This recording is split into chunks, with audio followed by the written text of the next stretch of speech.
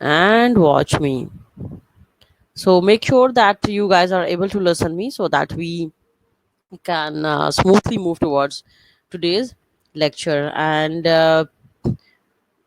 if there are any concerns regarding the yesterday lecture, you all can easily ask anytime regarding the previous lecture so that we can move towards the new topic. And the topic which we will study today is hormones. So just selected the topic because in the previous days we have been doing the same topics like the same biomolecules, lipids, enzymes, nucleic acids, which involve a quite basic principles of the biochemistry, but that is hormone is a little bit separate from these topics. And I think you have studied this topic in another subject like physiology also. Hormones are part of the physiology subject also. So first of all, tell me that you are able to hear me. You are all are able to hear me. So so that we can officially start the lecture. And this is very one of the very interesting lecture, and you all are, I think, already familiar with the topic, with the subject hormones.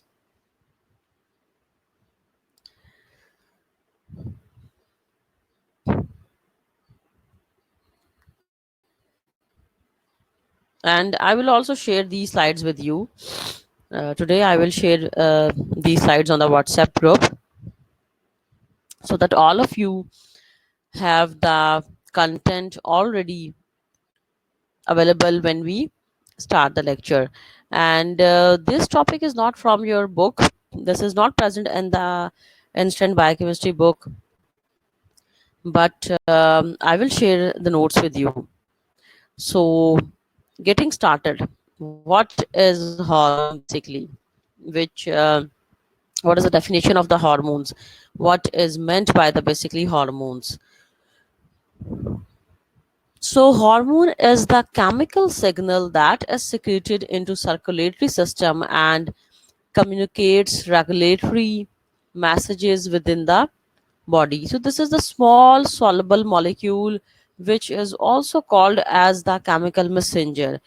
And one thing I want to tell you that hormones are even effective in a very small amount. So if they are present in our body in a very small amount, then even it is okay, because they are highly effective even in the small concentrations. So hormone is a chemical messenger, and we all know that they are the part of the endocrine system. So you are familiar with the endocrine system. We will study what is endocrine system and what are the endocrine glands, because hormones are the part of the endocrine system and they reach all parts of the body, but only certain type of cells, target cells, are equipped to respond. When hormones are released into the body, they can reach to all parts, but they are very specific target organs. Target organ means the organ where hormone basically acts. So it is not necessary that hormone act on the organ to which it is released. ऐसा नहीं होता है कि hormone जिस organ से release हुआ है ये उसी पे एक्ट करे, ठीक है, because they are the endocrine hormones. They act on the target cell which is very far away from the site of release of the hormone.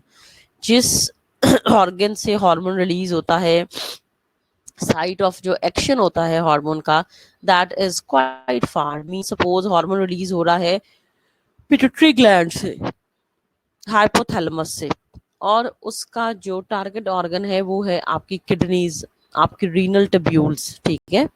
तो दोनों में डिस्टेंस कितना ज्यादा है. Hypothalamus is present in your brain, ठीक है. तो brain से हार्मोन रिलीज हो रहा है और एक्ट कर रहा है kidneys पे. So this is the basically property of the hormone, that it acts on the organ which is quite far away from the site of the release of the hormone.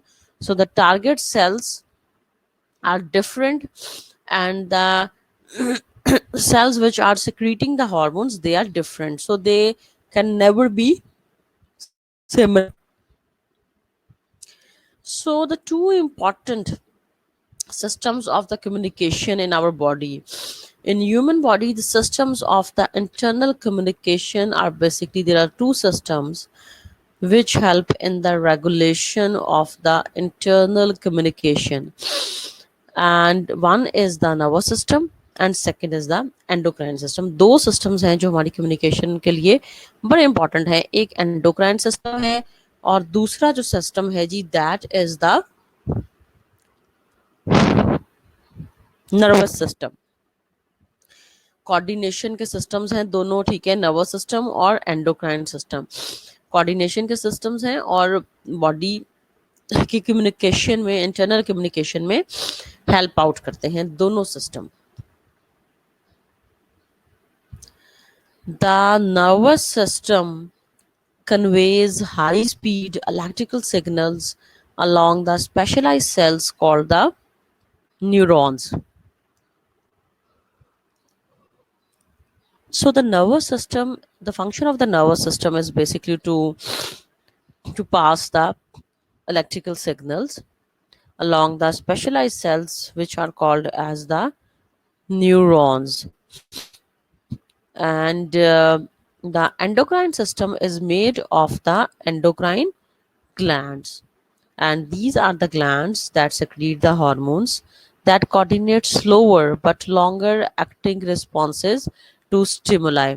ये जो endocrine glands हैं जो कि hormones secrete करती हैं, ये थोड़ी सी slow होती है इनका coordination as compared to nervous system, because nervous system जो है वो तो बहुत फास्ट जो है नर्व इम्पल्सेस की ट्रांसमिशन करवाता है, ठीक है, और उसमें हमारे पास न्यूरो ट्रांसमीटर्स भी होते हैं विच आर वेरी फास्ट. लेकिन जो एंडोक्राइन सिस्टम में जो हार्मोन्स हैं, ऑल दो इनका कोऑर्डिनेशन का जो लेवल है दैट इज स्लो, बट ऐसा है कि जब स्टिमुलस इसमें कोई भी अगर कोई रिस्पांस अगर शो करता है, कोई रिस्पांस अगर आता है हार्मोन्स की वजह से, तो वो लॉन्ग एक्टिंग होता है, ठीक है. So this is also the difference between the two systems, endocrine system and the nervous system. So जी, अभी हम इसकी बात करते हैं कि महक ने क्वेश्चन किया है कि जब हार्मोन रिलीज होता है तो एक्टिव फॉर्म में होता है या टारगेट सेल से कोई चीज इससे एक्टिव करवाती है. देखो, one thing is very clear that जो हार्मोन्स हैं, ठीक है, ये हर वक्त हमारी बॉडी में एक्टिव नहीं होते हैं, ठीक है. Hormones are not active in our body all the time, ठीक है. They are not active in our body all the time. Hormones हर वक्त हमारी बॉडी में एक्टिव नहीं होते हैं. They are only activated whenever they are needed, ठीक है, जब इनकी जरूरत होती है. तो जो इसका स्पेसिफाइड जो इसकी साइट है वहां से हार्मोन ये रिलीज होते हैं. अब ये चीज हमने करनी है कि under which conditions hormones are released into our body. कौन कौन सी ऐसी कंडीशंस हैं जिसमें हार्मोन्स हमारी बॉडी से रिलीज होते हैं. So there are certain conditions. Basically कोई एक स्टिमुलस होता है जिसकी वजह से हार्मोन रिलीज होता है, हर वक्त हमारी बॉडी में रिलीज नहीं होता. फॉर एग्जाम्पल देखो, insulin is the hormone. What is the function of the insulin? The function of insulin is to lower the blood glucose level. लेकिन अगर तुम लोगों ने खाया ही कुछ नहीं हुआ है, अब फास्टिंग की सिचुएशन है, ठीक है, रोजे की सिचुएशन है, आप खा ही कुछ नहीं रहे हो सारा दिन, तो इंसुलिन कैसे रिलीज होगा हमारी बॉडी में? अगर ये रिलीज हो गया तो ये तो आपका ब्लड शुगर लेवल लो कर देगा. And you know when the blood sugar level reduces below a certain limit, it is very fatal. It can lead towards even coma and death. अगर बहुत ही ज्यादा शुगर लो हो जाए तो कोमा और death की सिचुएशन कॉज कर देती है, ठीक है। तो हर वक्त हमारी बॉडी में हार्मोन रिलीज नहीं होता है, सिर्फ तभी रिलीज होता है व्हेन इट इज नीडेड। जैसे एंजाइम्स हर वक्त रिलीज नहीं होते, ठीक है, जब उनकी जरूरत होती है तभी वो रिलीज होते हैं। तो in the same manner hormones are not, ये रिलीज ही नहीं होंगे, ठीक है। एक्टिवेशन और की बात तो अलहदा है, ये रिलीज ही नहीं होते। They are only only release when they are needed, ठीक है। तो इंसुलिन की जब जरूरत पड़ेगी तो इंसुलिन तभी रिलीज होगा, ठीक है। और इंसुलिन का स्टिमुलस क्या होगा, हमारा हाई ब्लड ग्लूकोज लेवल। देखो ग्लूकोज एक बायोमोलिक्यूल है ना, ये हार्मोन की रिलीज का बाइस बनता है, ठीक है। तो हार्मोन की रिलीज जो है it depends upon the special stimuli. अब ग्लूकोज का हमारे ब्लड में बढ़ना, प्लाज्मा में बढ़ना एक स्टिमुलस एक्ट करेगा कि हार्मोन अब बॉडी में इंसुलिन जो है वो रिलीज हो, ताकि ग्लूकोज के लेवल कम हो, ठीक है। तो अगर ब्लड ग्लूकोज लेवल हाई नहीं है तो इंसुलिन बॉडी में रिलीज नहीं होगा, ठीक है। तो glucose act as the basically stimulus which cause the release of the hormone, ठीक है। ग्लूकोज ऐसा स्टिमुलस एक्ट करेगा जो कि हार्मोन की रिलीज का बाइस बनेगा। तो अगर आपका ग्लूकोज लेवल नॉर्मल है या कम है, ठीक है, जो नॉर्मल लिमिट से अगर कम है, तो फिर ग्लूकागॉन हार्मोन रिलीज होगा ताकि ग्लूकोज का लेवल बॉडी में ज्यादा हुआ जाए। तो ये जो बायोमोलिक्यूल्स हैं they act as the basically stimulus for the release of the hormone. This is one of the reason that why hormones are released in our body, and there are certain other reasons that why hormones are released in our body. For example दूसरी reason क्या हो सकती है, एक तो ये कि किसी बायोमोलिक्यूल का होना, ठीक है, जरूरत से ज्यादा या जरूरत से कम, तब हार्मोन रिलीज होते हैं। दूसरी रीजन के कब हार्मोन रिलीज होते हैं कि सपोज एक हार्मोन रिलीज हुआ है और उसने साथ में दूसरे की भी रिलीज करवा दी है, जैसे कि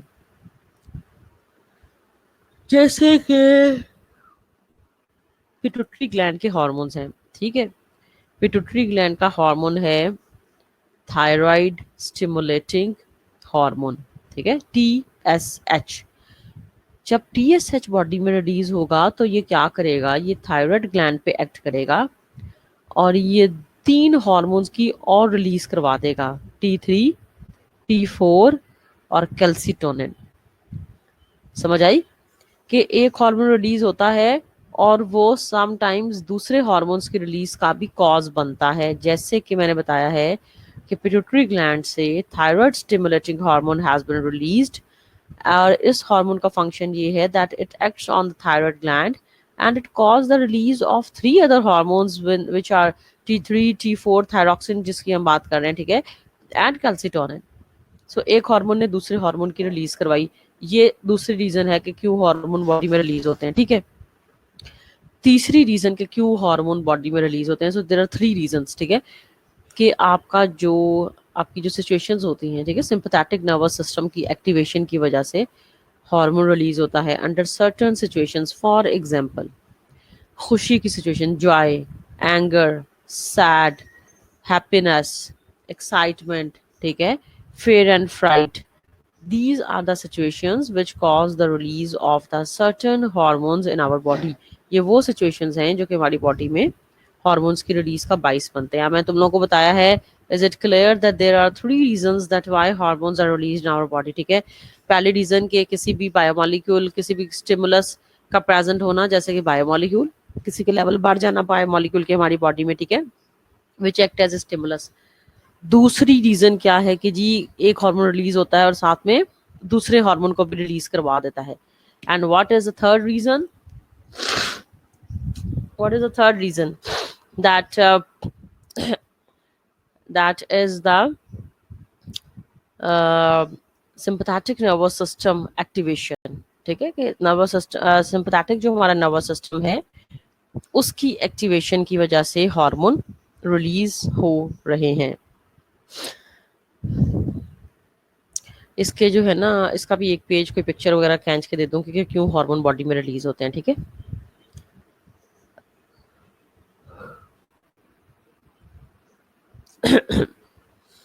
no advantages of using chemical messengers, फायदा क्या है हार्मोन्स का? Chemical molecules can spread to all tissues through the blood. Chemical signals can persist longer than electrical ones, and many different kinds of chemicals can act as the hormones. Different hormones can target different tissues. ठीक है, ये these are the some of the benefits basically, कि chemical molecules जो है ना ये सारे tissues में स्प्रेड कर जाते हैं, ठीक है, और ये ज़्यादा अरसे के लिए हार्मोन्स जो है ना बॉडी में रहते हैं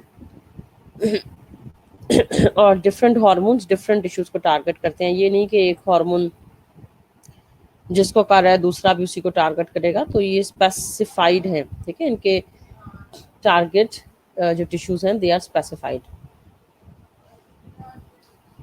और मैं एक और बात तुम लोगों को पहले भी बताई है कि हार्मोन्स बहुत कम अमाउंट में भी बहुत ज़्यादा एक्टिव होते हैं, ठीक है। Know the glands, many hormones are secreted by ductless endocrine glands, obtain raw materials from and secrete hormones directly into bloodstream। देखो हमारे पास दो तरह की ग्लैंड्स होती हैं, exocrine glands and endocrine glands, ठीक है।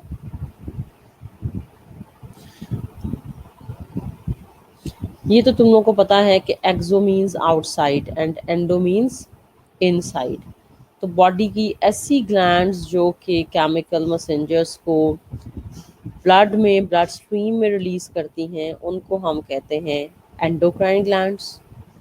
और बॉडी की ऐसी ग्लैंड्स जो कि सिक्रीशंस को सरफेस पे जो है ना डिस्चार्ज करती हैं उनको हम कहते हैं एक्सोक्राइन ग्लैंड्स, ठीक है। जैसे कि पसीना, स्वेट ग्लैंड्स, सलाइवरी ग्लैंड्स, ठीक है, enzyme secreting glands in the digestive tract, ठीक है। ये ब्लड स्ट्रीम में चीज़ें नहीं जाती हैं, आपका स्वेट आपका सलाइवा, ठीक है, आपके ब्लड में नहीं जा रहा। तो जो चीज़ आपके ब्लड में नहीं जा रही है वो एक्सोक्राइन ग्लैंड्स हैं, और जो चीज़ डायरेक्टली आपके ब्लड स्ट्रीम में जा रही है उसको हम कह रहे हैं एंडोक्राइन ग्लैंड्स, ठीक है। एंडोक्राइन ग्लैंड्स जो अपनी सिक्रीशंस ब्लड स्ट्रीम में रिलीज करवाती है, एक्सोक्राइन ग्लैंड्स जो अपनी सिक्रीशंस सरफेस पे किसी भी रिलीज करवाती है, ठीक है। So these are the two types of the glands. Now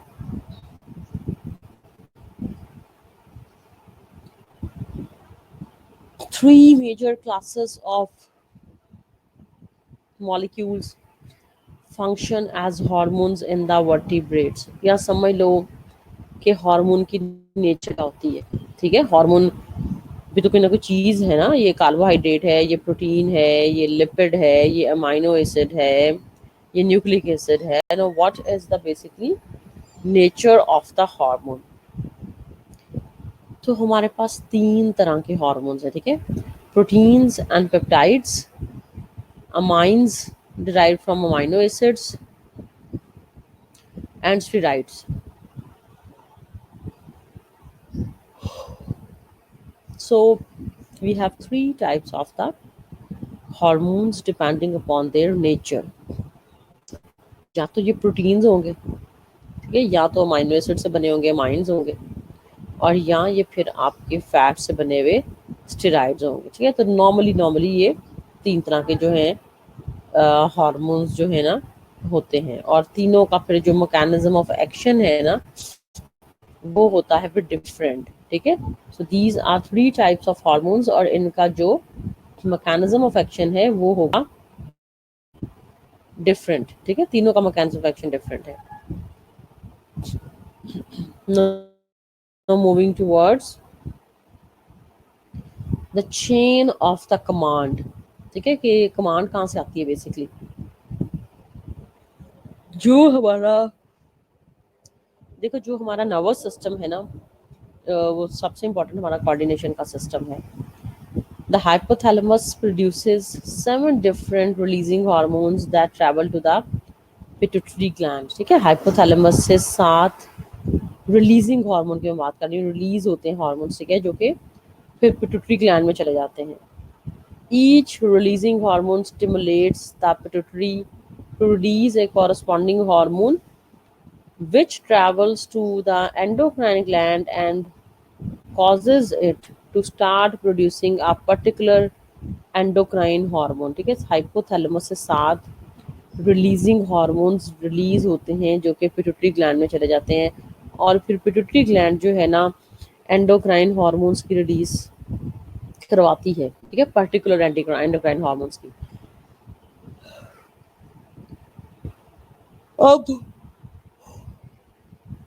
releasing hormone का मतलब ये है कि ऐसा हार्मोन हमारी बॉडी में जैसे कि थायराइड रिलीजिंग हार्मोन, ठीक है, जो कि रिलीज हो रहा है हाइपोथैलेमस से, ये पिट्यूटरी ग्लैंड पे एक्ट करता है और वहां से हार्मोन रिलीज कराता है, थायराइड स्टिमुलेटिंग हार्मोन।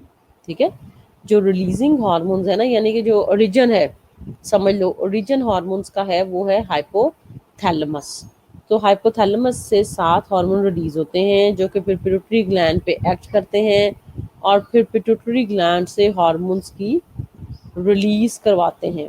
ठीक है, सो मेजर उनका जो आप समझ लो कि जो पेरेंट मॉलिक्यूल है दैट इज द हाइपोथैलेमस। ठीक है, तो हाइपोथैलेमस रिलीजिंग हार्मोन्स को रिलीज करवाता है, फिर जो है ना वो पिट्यूटरी ग्लैंड पे एक्ट करते हैं और पिट्यूटरी ग्लैंड से स्टिमुलेटिंग हार्मोन रिलीज होते हैं जो कि हमारे ऑर्गन्स पे फिर एक्ट करते हैं। मैं ये कहना चाह रही हूँ कि जो हाइपोथैलेमस के हार्मोन्स हैं वो डायरेक्ट ऑर्गन पे एक्ट नहीं करते, वो पहले पिट्यूटरी ग्लैंड पे एक्ट करेंगे और वहां से हार्मोन्स की रिलीज करवाएंगे जो कि ऑर्गन्स पे फिर एक्ट करेंगे। ठीक है, इज इट क्लियर? अब जी जो है देखते हैं जी कौन कौन से हार्मोन्स हैं जो कि रिलीज होते हैं। लेकिन सबसे पहले तो इसका है कि जी mechanism of action of the hormones.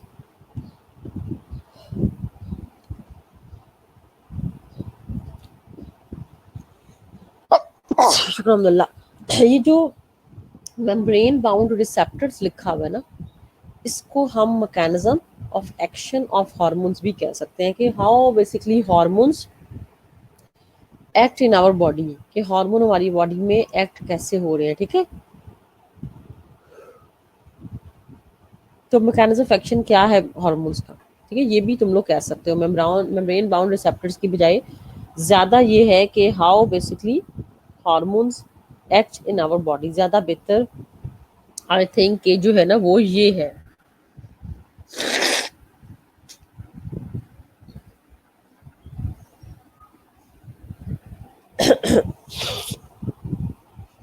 तो जी अब क्योंकि हमारे पास जो है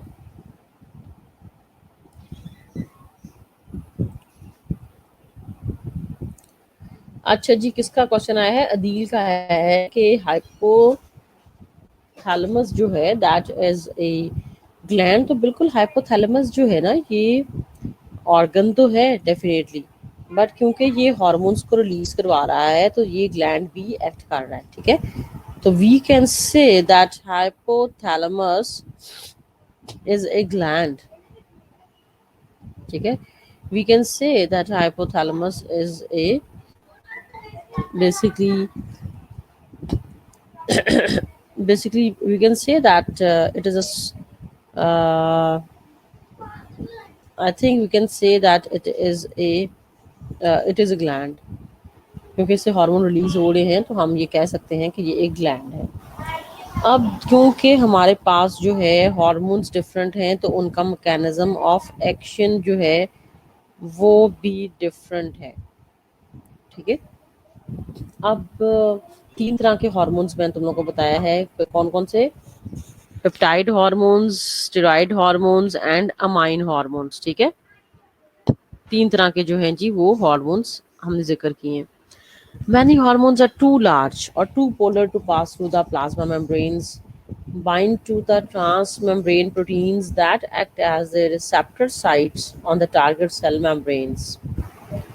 Hormone is the first messenger, लेकिन ये बॉडी में जो है ना अपना मैसेज कन्वे करता है एक और कंपाउंड को जिसको हम फिर कहते हैं सेकेंडरी मैसेंजर। ठीक है, यानी कि हमारी बॉडी में सेकेंडरी मैसेंजर को एक्टिवेट करवाता है hormone. So secondary messengers are activated in our body by the hormone. अब 3 तरह के हार्मोन्स हैं, ठीक है, और ये जो डायग्राम है इसमें एक्सप्लेन किया हुआ है कि हर हार्मोन का मैकेनिज्म ऑफ एक्शन क्या है। फॉर एग्जांपल, सबसे पहली तरह का हार्मोन जैसे कि प्रोटीन या पेप्टाइड हार्मोन्स, ठीक है, तो ये जहाँ पे लिखा हुआ है ना सेल मेम्ब्रेन, और एक ब्लू सी जो है ना लाइन है, ठीक है, रेनबो टाइप जैसे होती है ब्लू लाइन, ठीक है, जिसके ऊपर लिखा भी हुआ है सेल मेम्ब्रेन, ठीक है, सेल मेम्ब्रेन, जिस पे मेरा कर्सर भी है अगर तुम लोग को नजर आ रहा है तो जी जो सेल मेम्ब्रेन है बेसिकली इसके साथ उन्होंने जो है ना वो एक पर्पल सा जो है वो ऑब्जेक्ट बनाया हुआ है। देखो जो ऊपर लिखा भी हुआ है फर्स्ट मैसेंजर पॉलीपेप्टाइड हार्मोन और एपिनेफ्रिन, ठीक है, लिखा हुआ है फर्स्ट मैसेंजर पॉलीपेप्टाइड हार्मोन, ठीक है। तो जो हार्मोन है पर्पल सा, ये देखो सेल मेम्ब्रेन के ऊपर बाइंड कर रहा है।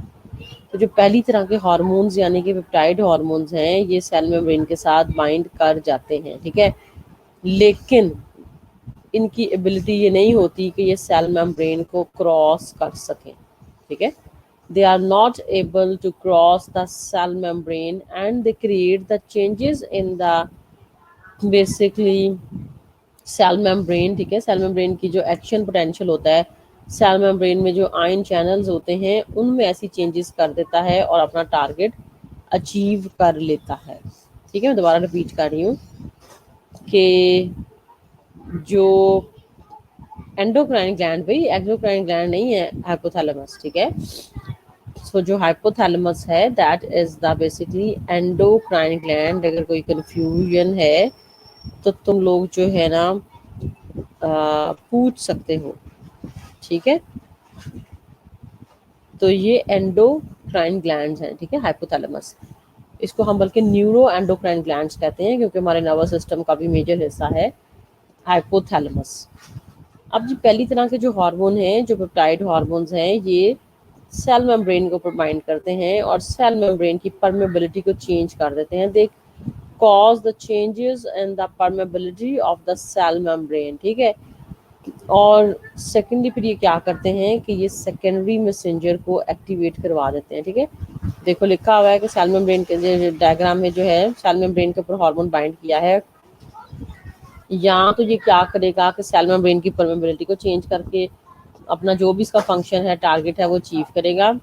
यहाँ पर जो बॉडी सेल के अंदर मौजूद एटीपी है उसको चेंज करवाएगा साइक्लिक एडिनोसिन मोनोफॉस्फेट में, ठीक है, एडिनोसिन ट्राइफॉस्फेट को चेंज करवाएगा कैंप में, और जो कैंप है CAMP cyclic adenosine monophosphate that is the secondary messenger जो क्या करता है हमारी बॉडी में एंजाइम्स की, ठीक है, फॉस्फोराइलेशन करवाता है। जैसे कि कैंप जो है ये प्रोटीन काइनेज एक एंजाइम है, एक प्रोटीन है हमारी बॉडी में जिसकी फॉस्फोराइलेशन करवा रहा है, और उसकी फॉस्फोराइलेशन से बॉडी में क्या होगा कि ऐसे एंजाइम्स रिलीज होंगे जो कि अपना जो भी इसका टारगेट सेल है उसको अचीव करेंगे, उसके रिस्पॉन्सेज को अचीव करेंगे। सो this is how the basically first type of the hormone act. मैं दोबारा रिपीट कर रही हूँ कि पहली तरह का जो हार्मोन यानी कि जो प्रोटीन या पेप्टाइड हार्मोन है वो सेल मेम्ब्रेन के ऊपर बाइंड करता है बट उसको क्रॉस करने की एबिलिटी नहीं रखता, ठीक है, और सेल मेम्ब्रेन में उसकी परमेबिलिटी को आयन चैनल्स की ओपनिंग क्लोजिंग करवाता है, सोडियम पोटेशियम आयन चैनल्स की, यानी कि सेल मेम्ब्रेन की परमेबिलिटी को चेंज करवाता है। या बॉडी में फिर सेकेंडरी मैसेंजर यानी कि कैंप की एक्टिवेशन करवा देता है, ठीक है। कैंप क्या करता है कि प्रोटीन काइनेज की फॉस्फोराइलेशन करवाता है, ठीक है, और बॉडी में ऐसे एंजाइम्स प्रोड्यूस करता है जिसकी वजह से जो भी हार्मोन्स का फंक्शन था ना वो अचीव हो सके। दूसरी तरह के जो हार्मोन्स हैं यानी कि आपके जो स्टेरॉइड हार्मोन्स हैं अब वो कैसे एक्ट करते हैं उसकी तरफ आ जाते हैं, ठीक है, डायग्राम वही होगी, ठीक है, उसी में तीनों हार्मोन्स का बेसिकली बताया हुआ है। दूसरी तरह के हार्मोन्स, ठीक है, पहली तरह के हार्मोन्स तो मेम्ब्रेन बाउंड हार्मोन्स थे ना, मेम्ब्रेन के साथ बाइंड हो जाते हैं, अंदर नहीं जा सकते, सेल के साइटोप्लाज्म में नहीं जा सकते। स्टेरॉइड जो हार्मोन्स हैं they are the lipid soluble molecules, that bind to hormone receptors in the cytoplasm of the target cell. और जो साइट ऑफ एक्शन होता है that is inside the nucleus. मैं इजी लफ्ज़ों में बता दूं कि ये जो स्टेरॉइड हार्मोन्स है ना, इनकी एबिलिटी होती है कि सेल मेम्ब्रेन को क्रॉस कर लें और डायरेक्टली न्यूक्लियस के अंदर चले जाएं और वहाँ पे जाके अपनी जो सिलेक्टिव जो भी आपकी जो आपकी चॉइस की जीन्स हैं उसको टर्न ऑन या टर्न ऑफ करवा के अपना एक्शन पूरा कर सकें। ठीक है, दोबारा रिपीट कर रही हूँ। Steroid hormones are lipid soluble molecules. ये कैसे एक्ट करते हैं कि सेल मेम्ब्रेन के साथ बाइंड करते हैं।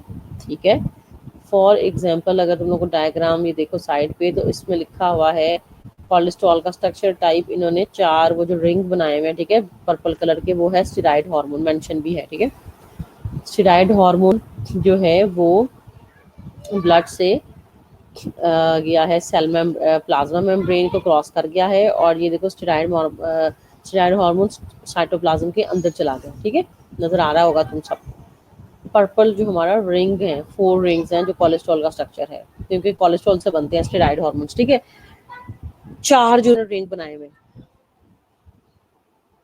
स्टेरॉइड हार्मोन्स सेल मेम्ब्रेन के साथ बाइंड नहीं करते बल्कि सेल मेम्ब्रेन को क्रॉस कर दिया।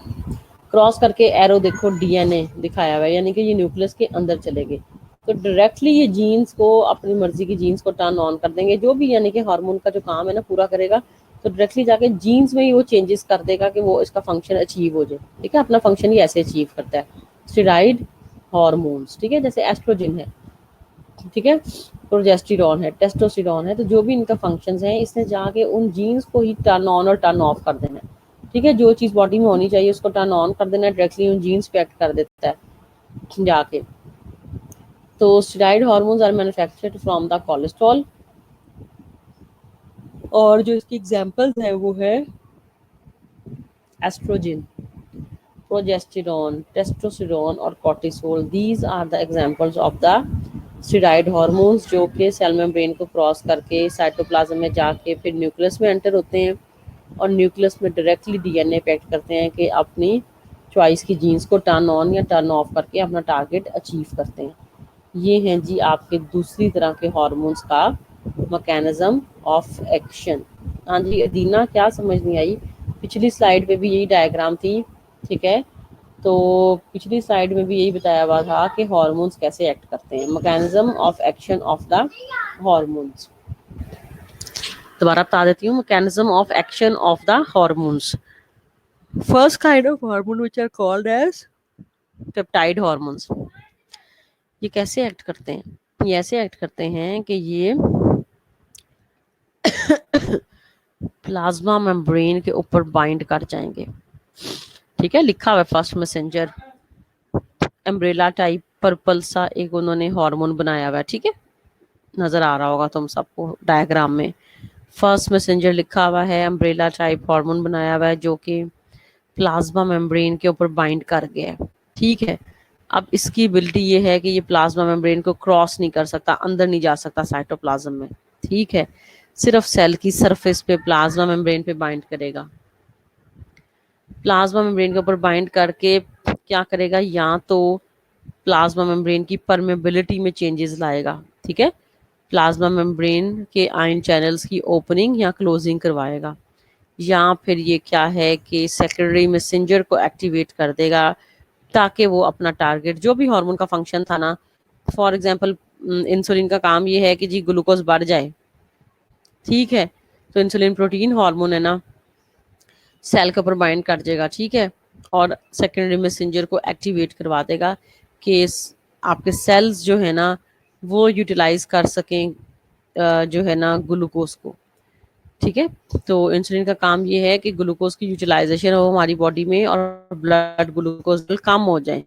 तो ये क्या करेगा, सेल्स को मजबूर करेगा इंसुलिन के वो ग्लूकोज को as a source of energy use करें, ताकि जो आपके प्लाज्मा में ग्लूकोज है, जो ब्लड में ग्लूकोज है, वो कम हो जाए। ठीक है जी, तो ये है आपका पहली तरह का हार्मोन। दूसरी तरह का हार्मोन है स्टेरॉइड हार्मोन, जो कि ये लिखा हुआ है कैपिलरी में उन्होंने दिखाए हुए 3 हार्मोन्स नजर आ रहे हैं। कैपिलरी में 3 हार्मोन्स, पहला पेप्टाइड हार्मोन, दूसरा स्टेरॉइड हार्मोन, और तीसरा थायराइड हार्मोन। ठीक है, 3 तरह के हार्मोन्स को उन्होंने शो किया हुआ है,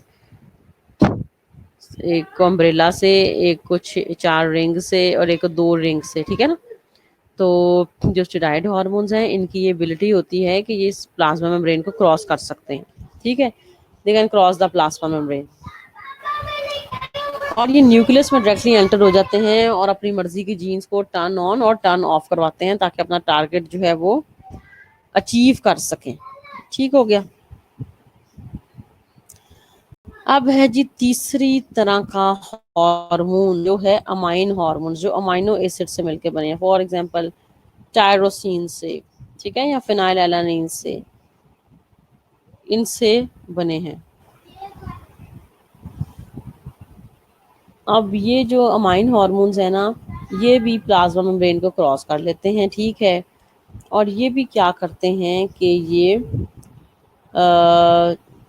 जो है प्लाज्मा मेम्ब्रेन को क्रॉस कर देते हैं, और जो आपकी रेगुलेटरी प्रोटीन्स है ना आपके साइटोप्लाज्म में, उनके साथ ये बाइंड कर जाते हैं। ठीक है, they bind to the regulatory proteins in the cytoplasm. ठीक है, उनके साथ बाइंड करते हैं, और फिर प्रोटीन के साथ बाइंड करने के बाद ये जो हार्मोन्स हैं ये न्यूक्लियस में एंटर होते हैं, और ये भी डीएनए में चेंजेस लेके आते हैं, यानी कि जीन्स में चेंजेस लेके आते हैं, ताकि जो भी टारगेट है ना वो पूरा हो सके। तो ये है जी तीसरी तरह का हार्मोन, जिसको हम कह रहे हैं अमाइन हार्मोन्स। तो ये मैकेनिज्म ऑफ एक्शन जो है 3 तरह के हार्मोन्स का डिफरेंट है तीनों का। ठीक है, ये आ सकता है what is the mechanism of action of the hormones, कैसे हार्मोन एक्ट करते हैं। ठीक है, तो उसमें ये डायग्राम है जो तीनों हार्मोन्स को, तीनों स्लाइड्स पे मैंने तो लगाई है, लेकिन ये बेसिकली तीनों तरह के हार्मोन्स को एक्सप्लेन कर रही है। Thyroid hormones also act through the nuclear receptors. अब जो थायराइड हार्मोन्स है ना, ज्यादातर ये इंसेक्ट्स में भी पाए जाते हैं, इसलिए इसको इंसेक्ट मॉल्टिंग हार्मोन भी कहते हैं। ठीक है, चाहे तुम लोग ये ना लिखो, वैसे मैंने लिखा हुआ है। थायराइड हार्मोन्स जो है ना, ये न्यूक्लियर रिसेप्टर्स के थ्रू एक्ट करते हैं, ये मेम्ब्रेन प्रोटीन के साथ बाइंड करते हैं। ठीक है, that uses ATP to move it into the cell. ठीक है, ये प्रोटीन के साथ बाइंड करेंगे, जिनको एटीपी की जरूरत होती है सेल में मूव करने के लिए। ठीक है, यानी कि एनर्जी की जरूरत होती है सेल में मूव करने के लिए। तो ये मेम्ब्रेन बाउंड प्रोटीन्स के साथ जो है ना बाइंड कर जाते हैं। कौन से हार्मोन्स? अमाइन हार्मोन्स, या थायराइड हार्मोन्स हम जिसको कह रहे हैं। ठीक है, तो ये 3 तरह के हार्मोन्स हैं, अमाइन हार्मोन्स, स्टेरॉइड हार्मोन्स और पेप्टाइड हार्मोन्स। थायराइड हार्मोन्स को तुम लोग अमाइन हार्मोन्स भी कह सकते हो, थायराइड हार्मोन्स को ज्यादा बेहतर है कि हम अमाइन हार्मोन्स कहते हैं। ठीक है, अब जी हमारे पास नेक्स्ट है जी control pathway and feedback loops. कि हार्मोन रिलीज तो हो गया, अब इसने रुकना कब है। ठीक है, स्टॉप स्टॉप और ऑन कब आएगा। ठीक है, कि कब से अपना प्रोडक्ट बना दी, इसने अपना टारगेट अचीव कर लिया, अब रुकेगा कैसे। रिलीज के तो 3 मैंने तुम लोग को बताए थे ना, 3 बजे कि why hormones are released into body. फिर कोई बायोमोलिक्यूल स्टिमुलस देता है, सिंपैथेटिक नर्वस सिस्टम स्टिमुलस देता है, और एक हार्मोन रिलीज होता है तो दूसरों की भी रिलीज का सम टाइम्स बाइस बनता है। ये तो 3 तरीके थे कि हार्मोन रिलीज कब होते हैं। अब देखो, जो भी चीज रिलीज होगी उसका एक फीडबैक मैकेनिज्म भी तो होगा ना। The common feature of control pathway is to feedback loop connecting the response to the initial stimulus. देखो, हार्मोन 1 है, टारगेट सेल पे एक्ट किया है। ठीक है, टारगेट सेल से दूसरा हार्मोन रिलीज होता है। ठीक है, जो एंडोक्राइन सेल्स को फिर क्या करता है, सप्रेस करता है। ये जो डायग्राम बनी हुई है ना, हार्मोन 1 हार्मोन 2, इसमें उन्होंने ये बताया है कि जो हार्मोन 1 है उसके साथ प्लस का साइन है, कि हार्मोन 1 टारगेट सेल्स के ऊपर एक्ट करके किसी और हार्मोन की रिलीज करवाता है। जैसे कि हाइपोथैलेमस से जो हार्मोन रिलीज हुआ उसने पिट्यूटरी ग्लैंड पे एक्ट किया, और पिट्यूटरी ग्लैंड से जो हार्मोन यानी कि सेकंड हार्मोन फिर फर्दर जो रिलीज होगा वो एंडोक्राइन सेल्स के ऊपर एक्ट करेगा कि उस हार्मोन, पहले हार्मोन की ही रिलीज को सप्रेस कर देगा। इसको भी ज्यादा डिटेल में मैं पढ़ती हूँ, फिर ही तुम लोगों को समझ आएगी बेसिकली। ठीक है ना।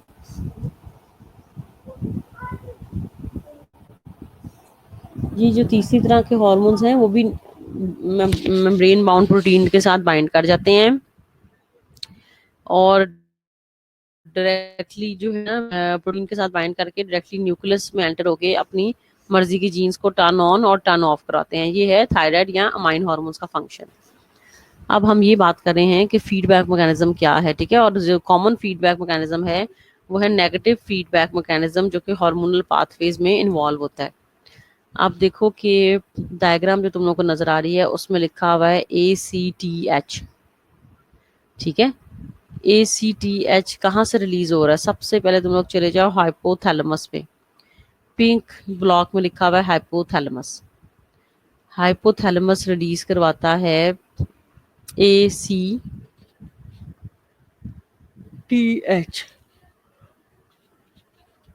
हाइपोथैलेमस सबसे पहले रिलीज करवा रहा है CRH, सॉरी, ठीक है। हाइपोथैलेमस के आगे CRH लिखा हुआ है। CRH का मतलब ये है कॉर्टिकोट्रोपिन रिलीजिंग हार्मोन, ठीक है। तो हाइपोथैलेमस रिलीज करवा रहा है corticotropin releasing hormone CRH। Corticotropin releasing hormone का काम ये है कि इसने पिट्यूटरी ग्लैंड पे एक्ट करना है, ठीक है। हाइपोथैलेमस से हार्मोन रिलीज हो रहा है CRH। CRH का काम ये है कि इसने पिट्यूटरी ग्लैंड पे एक्ट करना है। जब ये पिट्यूटरी ग्लैंड पे एक्ट करेगा तो फिर ये एक और हार्मोन की रिलीज करवाएगा। बताया था ना, कुछ हार्मोन्स रिलीज होते हैं और फिर दूसरे हार्मोन की रिलीज का बाइस बनते हैं। तो हाइपोथैलेमस से हार्मोन रिलीज हुआ है CRH, पिट्यूटरी ग्लैंड पे एक्ट हुआ है और पिट्यूटरी ग्लैंड से ACTH की रिलीज करवा रहा है। ACTH का मतलब ये है एड्रीनो कॉर्टिकोट्रोपिक हार्मोन, ठीक हो गया। एड्रीनो कॉर्टिकोट्रोपिक हार्मोन ACTH अब देखो किस पे एक्ट करेगा? एड्रीनल ग्लैंड पे, ठीक है। ये एक पूरी चेन है कि how basically hormones act. Pituitary gland से हार्मोन रिलीज हुआ ACTH, जो कि एक्ट करेगा एड्रीनल ग्लैंड पे, और फिर एड्रीनल ग्लैंड से हार्मोन रिलीज होता है कॉर्टिसोल। पता है ना कि एड्रीनल ग्लैंड में दो तरह के होते हैं, एक एड्रीनल कॉर्टेक्स होता है, एक एड्रीनल मेड्यूला होता है, ठीक है। तो हम एक ही की बात इस टाइम कर रहे हैं कि एड्रीनल ग्लैंड से एड्रीनल कॉर्टेक्स से कॉर्टिसोल रिलीज हुआ है। अब देखो, जब बॉडी में कॉर्टिसोल के लेवल सफिशिएंट हो जाएंगे, अबंडेंट हो जाएंगे जितने हमें चाहिए, तो कॉर्टिसोल खुद ही अपनी प्रोडक्शन को स्टॉप कर देगा, इनहिबिट कर देगा। कैसे? ऐसे इनहिबिट करेगा कि कॉर्टिसोल पिट्यूटरी ग्लैंड पे एक्ट करेगा कि ये जो है ना इसको ही माइनस का साइन लिखा हुआ है कि कॉर्टिसोल पिट्यूटरी ग्लैंड से जो ACTH निकल रहा है ना, उसकी प्रोडक्शन को ही सप्रेस कर देगा। ना तो ACTH बनेगा और ना ही कॉर्टिसोल फिर बनेगा। या कॉर्टिसोल एक और काम भी कर सकता है कि कॉर्टिसोल हाइपोथैलेमस पे एक्ट करता है और उससे जो हार्मोन निकल रहा है ना CRH, उसकी प्रोडक्शन को ही सप्रेस कर देता है। देखो, अगर हाइपोथैलेमस से CRH नहीं बनेगा तो ये पूरा साइकिल स्टॉप नहीं हो जाएगा। अगर हाइपोथैलेमस CRH को रिलीज नहीं करेगा तो पिट्यूटरी ग्लैंड से ACTH भी नहीं बनेगा। ACTH फिर एड्रीनल ग्लैंड पे एक्ट भी नहीं करेगा, फिर एड्रीनल ग्लैंड से कॉर्टिसोल भी नहीं बनेगा। तो जो पूरा साइकिल है बेसिकली, उसका मतलब ये है कि जो आखिरी प्रोडक्ट है ना, वो अपनी प्रोडक्शन को खुद ही कंट्रोल करती है पहली प्रोडक्ट को इनहिबिट करके। जब आखिरी प्रोडक्ट बॉडी में सफिशिएंट अमाउंट में हो जाती है तो ये अपनी प्रोडक्शन को खुद ही इनहिबिट कर देती है, स्टॉप कर देती है by inhibiting the first product, जो सबसे पहली आपका प्रोडक्ट थी, यानी कि CRH। अगर यही नहीं बनेगा CRH तो इसका मतलब है कॉर्टिसोल भी नहीं बनेगा। मुझे बता दो ये समझ आइए कि नहीं, ताकि हम इसको दोबारा दोबारा दोबारा कर दें, ठीक है। क्योंकि जाहिर है ये जो समझने वाली चीज़ें हैं ये लाइव जो है क्लासेस में उसमें ही ज़्यादा बेहतरीन रहती हैं।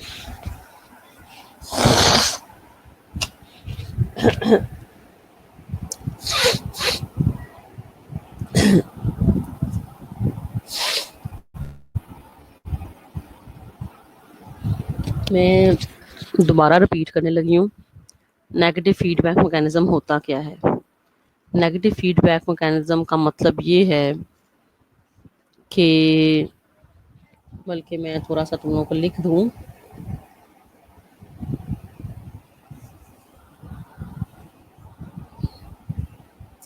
नहीं बल्कि जैसे इंजाइम्स भी हमने पढ़ा था ना कि A से B बनता है, B से C, C से D, ठीक है ना। और D अपनी प्रोडक्शन को खुद ही कंट्रोल करता है कि A से B वाला जो एंजाइम है उसी को स्टॉप कर देगा, अगर याद हो तो। मैं ये तुम लोगों को बताना चाह रही हूँ कि हार्मोन्स अपनी प्रोडक्शन को खुद ही कंट्रोल करते हैं। वो कैसे? वो इस तरह से कि देखो, एग्जांपल बड़ी अच्छी उन्होंने दी हुई है कि हाइपोथैलेमस से एक हार्मोन रिलीज होता है, कॉर्टिकोट्रोपिन रिलीजिंग हार्मोन। ये पिट्यूटरी ग्लैंड पे एक्ट करता है और वहां से हार्मोन रिलीज करवाता है एसीटीएच। ठीक है, एसीटीएच एड्रीनल ग्लैंड पे एक्ट करता है और वहां से हार्मोन रिलीज करवाता है कोर्टिसोल। ठीक है, हाइपोथैलेमस से सीआरएच, फॉलो करो इसको, सीआरएच से पिट्यूटरी ग्लैंड से एसीटीएच, एसीटीएच एड्रीनल ग्लैंड पे एक्ट कर रहा है और एड्रीनल ग्लैंड से कोर्टिसोल बन रहा है। आखिरी कौन सा हार्मोन बन रहा है? कोर्टिसोल। ठीक है, कोर्टिसोल से देखो एरो निकल के दोबारा हाइपोथैलेमस में जा रहा है, माइनस वाला एरो। इसका मतलब ये है कि जब बॉडी में जितना कोर्टिसोल हमें चाहिए था उतना बन गया ना, तो वो अपनी प्रोडक्शन को खुद ही स्टॉप कर देगा। कैसे? कि हाइपोथैलेमस पे एक्ट करेगा कि वहां से सीआरएच ना निकले। ठीक है, फिर एक एरो जा रहा है इसका माइनस वाला पिट्यूटरी ग्लैंड पे, पिट्यूटरी ग्लैंड पे एक्ट करेगा कि वहां से एसीटीएच ना निकले। अगर पिट्यूटरी ग्लैंड से एसीटीएच नहीं निकलेगा तो जाहिर है कोर्टिसोल नहीं बनेगा, और अगर हाइपोथैलेमस से ही सीआरएच नहीं निकलेगा तो इसका मतलब है तो पूरा साइकिल ही रुक जाएगा। समझ आ गई? तो इस तरह हार्मोन, मैंने कहा है कि अपनी प्रोडक्शन को कंट्रोल करते हैं। इसको हम कहते हैं नेगेटिव फीडबैक मैकेनिज्म। दोबारा आगे भी एग्जांपल आएंगे, इसमें भी पढ़ेंगे। ठीक है,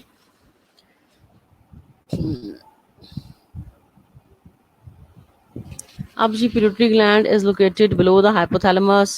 स्ट्रक्चर्स पे हमने नहीं जाना। 9 मेजर हार्मोन्स पिट्यूटरी ग्लैंड से बन रहे हैं।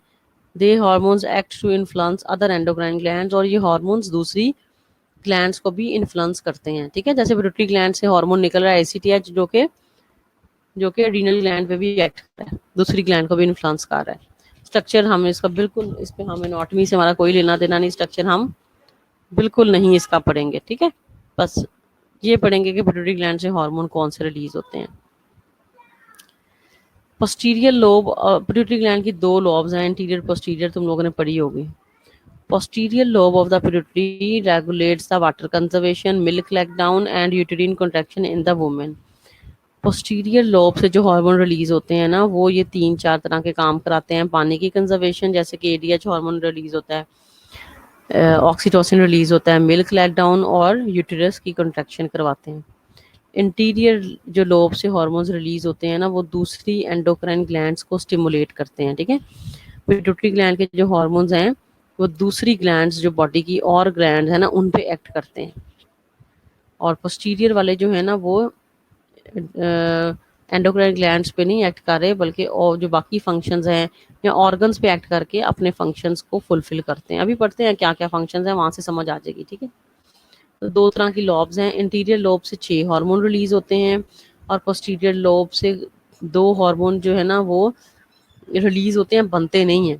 मैं दोबारा बता दूं कि जो पोस्टीरियर लोब है ना पिट्यूटरी ग्लैंड की, वो कोई हार्मोन बनाती नहीं है, बल्कि हार्मोन को 2 हार्मोन उसमें स्टोर होते हैं, वो बनते हैं हाइपोथैलेमस में और उनको रिलीज करवाती है।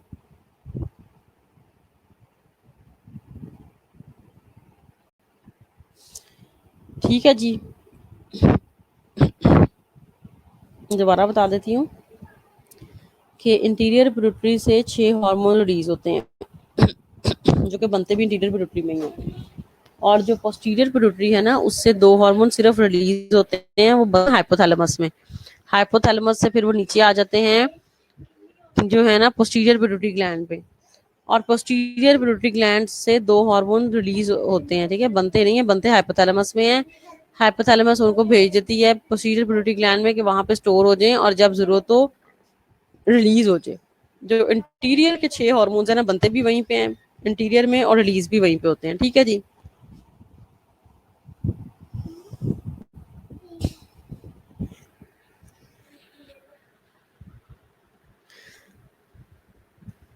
अच्छा निम्रा, जो आपका क्वेश्चन है कि ये हार्मोन्स जो है नेगेटिव फीडबैक मैकेनिज्म में दोनों पे एक्ट करते हैं। ठीक है, पिट्यूटरी ग्लैंड पे भी और हाइपोथैलेमस में भी। ठीक है, ज्यादा पिट्यूटरी ग्लैंड पे एक्ट करते हैं कि और थोड़ा हाइपोथैलेमस में।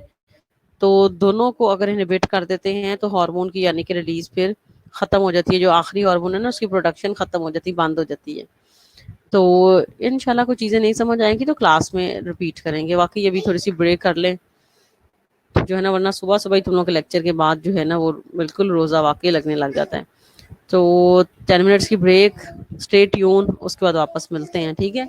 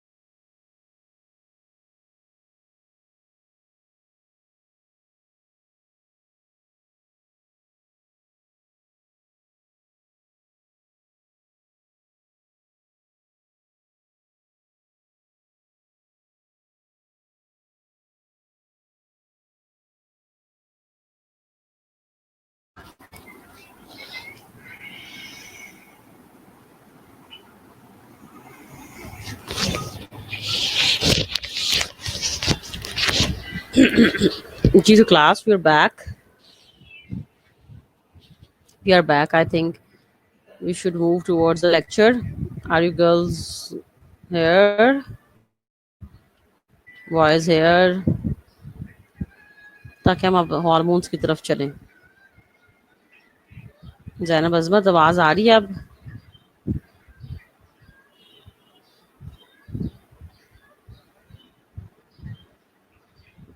जी. Are you able to listen? Are you able to hear me? बताओ ताकि हम जल्दी से जो है ना मूव करें.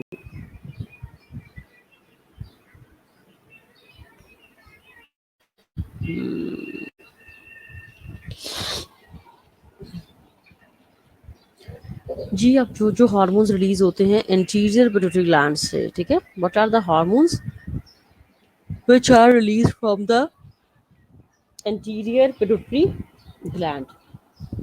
तो सबसे पहला जो हार्मोन रिलीज हो रहा है एंटीरियर पिट्यूटरी ग्लैंड से वो है थायराइड स्टिमुलेटिंग हार्मोन, TSH, ठीक है. TSH stimulates the thyroid gland to produce the thyroxine, which stimulates the oxidative respiration. TSH का देखो थोड़ा सा फंक्शन लिखा हुआ है और इतना ही मतलब कि बहुत है. अगर कभी हार्मोन्स के फंक्शंस वगैरह आ जाए तो जो TSH है बेसिकली ये थायराइड ग्लैंड को बेसिकली स्टिमुलेट करता है कि वो थायरॉक्सिन को प्रोड्यूस कर सके, ठीक है. तो TSH का काम ये है, पिट्यूटरी ग्लैंड से रिलीज होता है और ये इसका काम ये है कि इसने एक्ट करना है थायराइड ग्लैंड पे, ठीक है. तो थायराइड ग्लैंड पे एक्ट करके इसने करना क्या है कि इसने थायराइड ग्लैंड के हार्मोन्स को रिलीज करवाना है, जैसे कि T3 T4, ठीक है, थायरॉक्सिन वगैरह को. और ये जो TSH है ना ये भी एक प्रोटीन, एक पेप्टाइड हार्मोन है, ठीक है. ये याद रखना कि TSH is a protein hormone, peptide hormone है, जो थायराइड ग्लैंड पे एक्ट करता है और थायरॉक्सिन को रिलीज करवाता है. अगर बॉडी की डेफिशिएंसी होगी तो क्या होगा? तो अंडरस्टूड है कि थायराइड ग्लैंड पे एक्ट नहीं कर सकेगा और थायरॉक्सिन हमारी बॉडी में T3 T4 नहीं बन सकेंगे, जो कि बॉडी के इम्पोर्टेंट हार्मोन्स हैं. इसके बाद है जी ल्यूटिनाइजिंग हार्मोन, LH, ठीक है.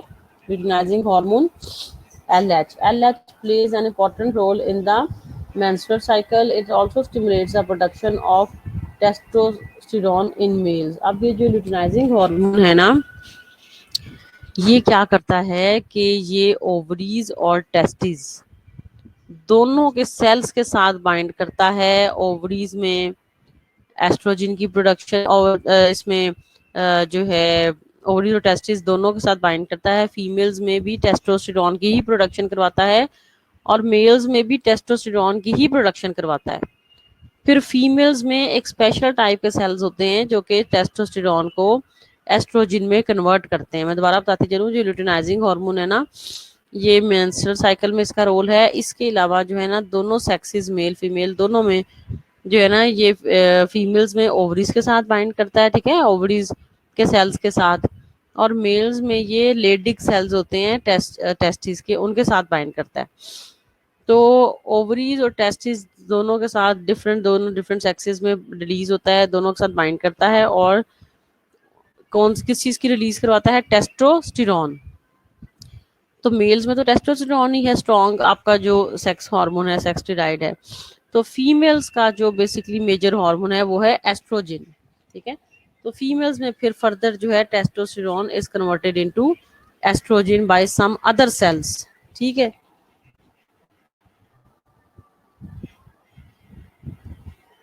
तो इंटीरियर पिट्यूटरी के दो हार्मोन्स, एक है TSH थायराइड स्टिमुलेटिंग हार्मोन जो कि सिंपली थायराइड ग्लैंड पे एक्ट कर रहा है, ये भी प्रोटीन है. ल्यूटिनाइजिंग हार्मोन इसकी नेचर क्या है? ये भी प्रोटीन हार्मोन है, ठीक है. तो ये दोनों मेल और फीमेल दोनों में टेस्टोस्टेरोन की सिंथेसिस करा रहा है. फिर फीमेल्स में टेस्टोस्टेरोन जो है वो कन्वर्ट हो जाता है एस्ट्रोजन में. अगर इसकी डेफिशिएंसी हो जाए तो जाहिर है एस्ट्रोजन टेस्टोस्टेरोन की डेफिशिएंसी हो जाएगी, ल्यूटिनाइजिंग हार्मोन की डेफिशिएंसी हो जाएगी, ठीक है. ये बेसिकली इस हार्मोन को, ल्यूटिनाइजिंग हार्मोन को हम गोनाडोट्रोफिन हार्मोन भी कहते हैं. गोनाडोट्रोफिन का मतलब है जो गोनेट्स को स्टिमुलेट करे, ठीक है. जैसे कि टेस्टिस को स्टिमुलेट कर रहा है, ओवरीज को स्टिमुलेट कर रहा है, तो इस हार्मोन को हम गोनाडोट्रोफिन हार्मोन भी कहते हैं. पिट्यूटरी ग्लैंड में सेल्स होते हैं गोनाडोट्रोफ्स जहां से ये हार्मोन रिलीज होता है। ठीक है, पिट्यूटरी ग्लैंड में सेल्स होते हैं गोनाडोट्रॉफ्स, जहां से ये हार्मोन रिलीज होता है। इसके बाद है जी फॉलिकल स्टिमुलेटिंग हार्मोन FSH, इसको भी गोनाडोट्रोफिन कहते हैं। ठीक है, ये भी जो है ना गोनाडोट्रॉफ सेल होते हैं पिट्यूटरी ग्लैंड के, वहां से बनता है दोनों हार्मोन्स कलेक्टिवली। ये याद रख लो कि LH ल्यूटिनाइजिंग हार्मोन और FSH both are collectively called as gonadotrophin because these hormone stimulate the gonads.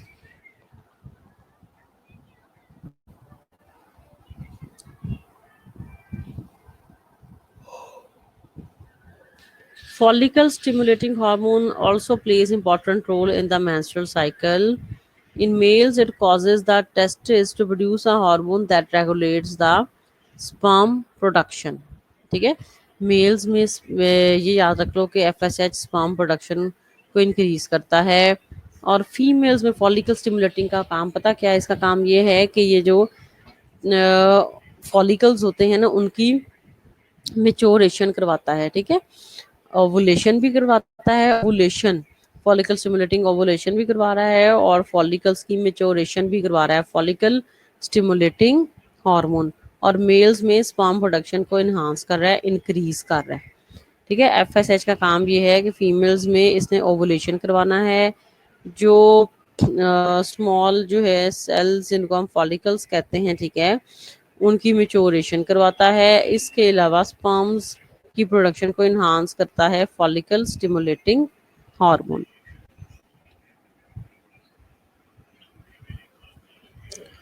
उसके बाद है जी एड्रीनोकॉर्टिकोट्रोपिक हार्मोन, जो हमने अभी डायग्राम में भी देखा था। ठीक है, एड्रीनोकॉर्टिकोट्रोपिक हार्मोन। अच्छा, जो FSH है ना वो भी पेप्टाइड हार्मोन है, जो ACTH है ना वो भी पेप्टाइड हार्मोन है। ठीक है, ACTH स्टिमुलेट्स द ACTH का काम ये है कि ज़ाहिर है एड्रीनल ग्लैंड पे एक्ट करेगा। ठीक है, एड्रीनल ग्लैंड पे एक्ट करेगा और वहां से हार्मोन की रिलीज करवाएगा, किसकी? कॉर्टिसोल की। ठीक है, ACTH एड्रीनल कॉर्टेक्स पे एक्ट करता है और वहां से दो हार्मोन्स की रिलीज करवाता है, मिनरेलोकॉर्टिकाइड्स एंड ग्लूकोकॉर्टिकाइड्स, जो हम आगे पढ़ेंगे। ACTH का काम ये है, पेप्टाइड हार्मोन है, काम इसका ये है कि इसने एड्रीनल ग्लैंड पे एक्ट करना है और वहां से दो हार्मोन्स की रिलीज करवानी है, एक ग्लूकोकॉर्टिकाइड कॉर्टिसोल और एक मिनरेलोकॉर्टिकाइड एल्डोस्टेरोन। ठीक है, ये तुम लोगों ने फिजियोलॉजी में भी पढ़े हैं हार्मोन्स के, नहीं?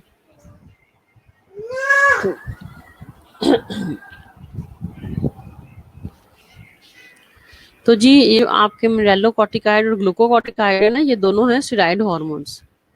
सम regulate the glucose production, other balance sodium and potassium in the blood. ये इन्होंने फंक्शन लिखे हुए हैं कि ग्लूकोकॉर्टिकाइड फिर क्या करता है और मिनरेलोकॉर्टिकाइड क्या करता है। ठीक है, फॉलिकल स्टिमुलेटिंग पेप्टाइड हार्मोन है, ACTH भी पेप्टाइड हार्मोन है। ACTH का काम ये है कि ये इंटीरियर पिट्यूटरी से रिलीज होता है और एड्रीनल ग्लैंड पे एक्ट करता है। जब एड्रीनल ग्लैंड पे एक्ट करता है तो ये स्टेरॉइड हार्मोन्स प्रोड्यूस करता है, ग्लूकोकॉर्टिकाइड्स और मिनरेलोकॉर्टिकाइड। ठीक है, कोर्टिसोल और एल्डोस्टेरोन। तो अब कोर्टिसोल और एल्डोस्टेरोन क्या करते हैं, उनके फंक्शंस तो हमने आगे पढ़ने भी हैं। कोर्टिसोल और एल्डोस्टेरोन का रोल ये है, कोर्टिसोल का रोल है ग्लूकोज प्रोडक्शन में, एल्डोस्टेरोन हमारी बॉडी में सोडियम पोटेशियम के लेवल्स को बैलेंस करता है, मेंटेन करता है। अच्छा, अगर इन हार्मोन्स की डेफिशिएंसी हो जाए तो फिर क्या होगा? जैसे कि ACTH की डेफिशिएंसी है तो ज़ाहिर है कोर्टिसोल और एल्डोस्टेरोन नहीं बनेगा। इसी तरह से FSH की डेफिशिएंसी है तो ये हार्मोन्स लाइफ के लिए तो इंपॉर्टेंट नहीं है लेकिन रिप्रोडक्शन के लिए बहुत ज़्यादा इंपॉर्टेंट है, FSH और LH।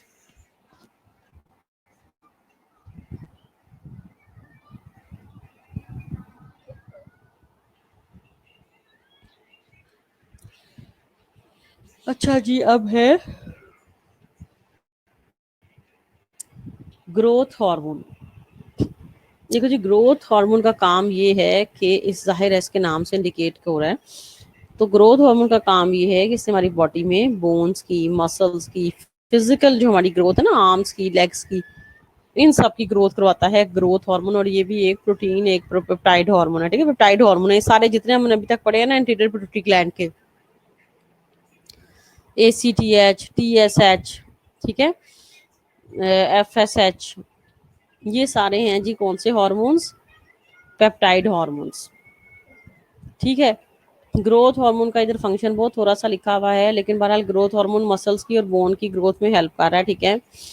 और ये हमारे ब्रेन की ग्रोथ को प्रमोट नहीं करता, ये सिर्फ हमारी बॉडी की जो है ना वो फिजिकल ग्रोथ को कंट्रोल करता है। अब जिन लोगों में ग्रोथ हार्मोन की डेफिशिएंसी होती है उनमें एक डिजीज होती है ड्वार्फिज्म। ड्वार्फिज्म का मतलब है कि ऐसे लोगों का कद छोटा होता है। देखे होंगे ना जो बौने लोग होते हैं, ठीक है, उनमें ग्रोथ हार्मोन की डेफिशिएंसी होती है। तो ड्वार्फिज्म का मतलब ये है शॉर्ट स्टेचर, ठीक है, शॉर्ट फिजिकल शॉर्ट स्टेचर, ठीक है। तो उनका एक काज छोटा होता है, दूसरा साथ में ज़ाहिर है उनकी आर्म्स का साइज, उनकी लेग्स का, वो सारी चीज़ें भी शॉर्ट होंगी, क्योंकि फिजिकल स्ट्रेचर ही जब पूरा शॉर्ट हो गया है तो फिर वो भी सारी चीज़ें शॉर्ट होंगी। और जिन लोगों में इसकी ओवर प्रोडक्शन हो जाती है, ज़्यादा रिलीज होना शुरू हो जाता है, उन लोगों में क्या होता है, उन लोगों में एक डिजीज़ होती है जिसको हम कहते हैं जिजनेटिज्म, ठीक है। जिजनेटिज्म का मतलब ये है कि ऐसे लोगों में हाइट बहुत ज़्यादा बढ़ जाती है, यानी कि 7 फीट को क्रॉस कर जाती है, ठीक है। हाइट बहुत ज़्यादा बढ़ जाती है, 7 फीट को क्रॉस कर जाती है, और इसके अलावा हाथों पैरों की जो विड्थ है ना वो भी बढ़ जाती है, जिसको हम एक्रोमेगाली कहते हैं, ठीक है। कि विड्थ में आपके हैंड्स और फुट वगैरह बढ़ जाते हैं, ठीक है, स्वेलिंग जॉइंट्स होना। तो ये जो है जी डिजीजेज हैं जो ग्रोथ हार्मोन की डेफिशिएंसी से हो रही है। ड्राफिज्म छोटा कद, और जिनेटिज्म बहुत ही लंबा, यानी कि 7 फुट से आप अगर लंबे हो तो ये अब नॉर्मल सिचुएशन बन जाती है, ठीक है। That is not the normal situation. जी एफएसएच भी निम्न पेप्टाइड हार्मोन है। अभी तक जितने तुम लोग पढ़े हो ना, ये याद रख लो कि इंटीरियर पिट्यूटरी ग्लैंड के जितने हार्मोन्स हैं ना वो सारे हैं पेप्टाइड हार्मोन्स, ठीक है। All the hormones of interior pituitary gland are peptide hormones.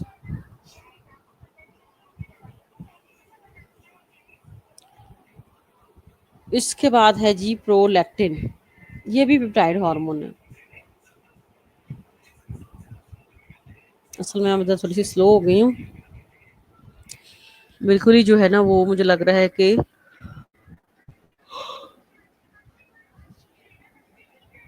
हाँ, बोला नहीं जा रहा, बस अब कैपेसिटी जो है ना वो बैटरी सुबह सुबह जो है ना मेरी बस that is getting down. Prolactin जो हार्मोन है इसका भी बहुत कम लिखा हुआ है, ठीक है। मैं थोड़ा सा 1-2 पेजेस के नोट्स दे दूंगी, जो हार्मोन यहाँ पे बहुत ही ब्रीफ बताए हुए हैं।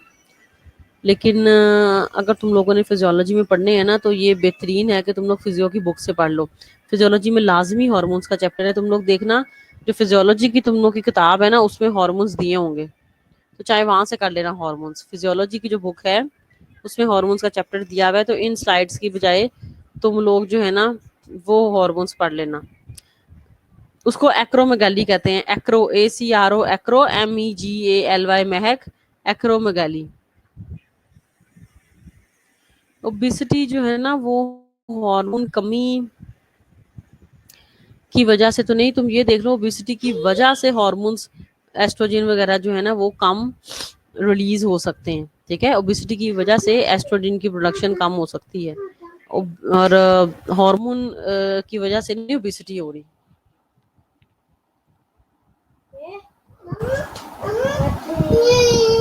अच्छा जी, प्रोलैक्टिन जो है ये भी एक पेप्टाइड हार्मोन है, ये मिल्क प्रोडक्शन को स्टिमुलेट कर रहा है, ठीक है। यानी कि फीमेल्स में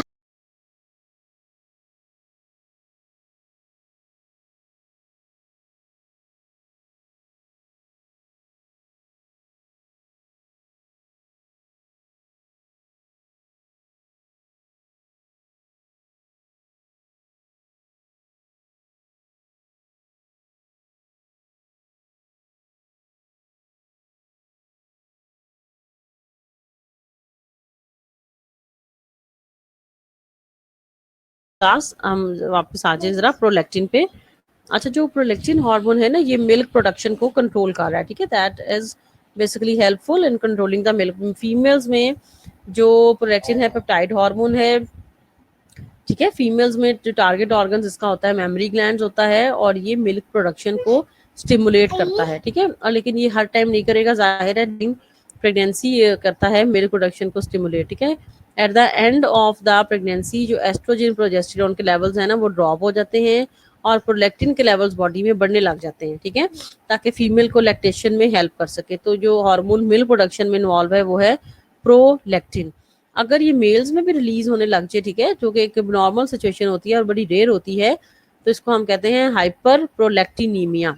हाइपर प्रोलैक्टिनीमिया यानी कि प्रोलैक्टिन का होना ज्यादा, ठीक है, और ये अगर मेल्स में हो तो ऐसे मेल्स में जो है ना लो सेक्स ड्राइव होती है, ऐसे मेल्स में जिनमें प्रोलैक्टिन ज्यादा रिलीज होना शुरू हो जाए, क्योंकि ये एबनॉर्मल सिचुएशन है कि ये मेल्स में रिलीज हो, इसको हम कहते हैं हाइपर प्रोलैक्टिनीमिया, ठीक है। अगर मेल्स में हो तो इन इन मेल्स में अक्सर ब्रेस्ट साइज भी इंक्रीज हो जाता है और मिल्क प्रोडक्शन भी थोड़ी बहुत स्टार्ट होना शुरू हो जाती है, but that is a very rare and abnormal situation. तो इन मेल्स में फिर जो है ना वो हाइपोगोनाडिज्म होता है, यानी कि जो है गोनेट्स की जो है ना वो लो सेक्स ड्राइव और लो स्पर्म प्रोडक्शन। तो प्रोलैक्टिन जो है वो भी एक पेप्टाइड हार्मोन है, ग्रोथ हार्मोन भी एक पेप्टाइड हार्मोन है, ठीक है। अगर इसकी डेफिशिएंसी हो जाएगी तो ज़ाहिर है मिल्क प्रोडक्शन नहीं बनेगी। और फीमेल्स में अगर ओवर प्रोडक्शन हो रही है प्रोलैक्टिन की, तो कोई खास ऐसा डिजीज उसके साथ रिलेटेड जो है वो नहीं है। इसके बाद है जी मेलानोसाइट स्टिमुलेटिंग हार्मोन MSH, ठीक है।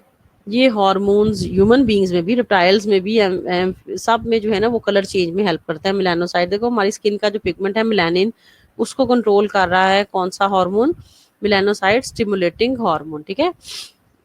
मेलानिन बेसिकली तो MSH है ना, एक है मेलानिन भी। Melanin is a skin pigment और उसको जो हार्मोन कंट्रोल कर रहा है वो है मेलानोसाइट स्टिमुलेटिंग हार्मोन। तो मेलानोसाइट स्टिमुलेटिंग हार्मोन चाहे तुम लोग ना लिखो, तो पिट्यूटरी ग्लैंड के हमारे जो 6 हार्मोन्स हैं, ग्रोथ हार्मोन, प्रोलैक्टिन, इसके अलावा FSH, LH, ठीक है, ACTH और TSH। तो 6 हार्मोन है। MSH चाहे तुम लोग ना लिखो, 6 हार्मोन्स हैं जो कि इंटीरियर पिट्यूटरी ग्लैंड से रिलीज होते हैं। ये मेलानोसाइट पिट्यूटरी ग्लैंड का हार्मोन नहीं है।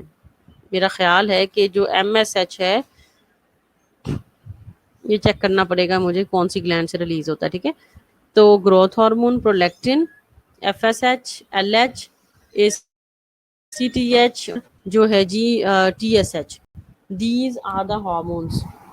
जी जी तनवीर भाई, जी जी अस्सलाम वालेकुम, जी जी वालेकुम सलाम।